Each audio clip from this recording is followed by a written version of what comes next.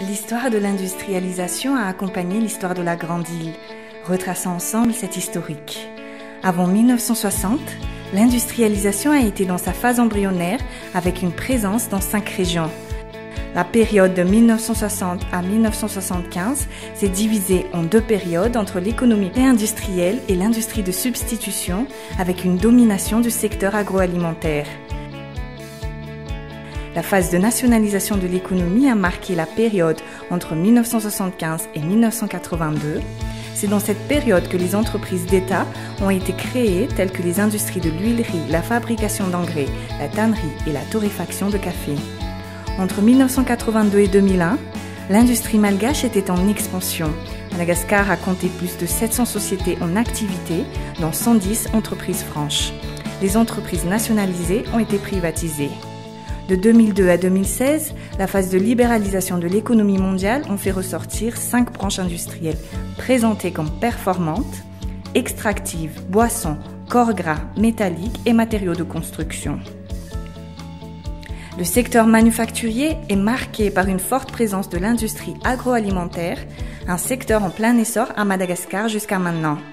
Dans le plan Émergence Madagascar PEM, aligné au VLRAN numéro 7, initié par son Excellence Monsieur le Président de la République Andry Rajoelina, l'industrialisation s'axe sur 4 priorités. La production locale des besoins de consommation courante de la population, la promotion des zones d'émergence industrielle, l'industrialisation régionale, la stimulation de la consommation des produits locaux à travers le label Malagas Niantic initié par le CIMI. La transformation économique de Madagascar devrait augmenter significativement le poids de l'industrie dans le PIB national à plus de 25%. L'État vise aussi le développement des régions à travers l'industrialisation régionale. Les projets d'industrialisation de Madagascar se sectionnent en zones agro-industrielles, multisectorielles et textiles, mais les opportunités d'industrialisation s'étalent sur l'ensemble des 22 régions.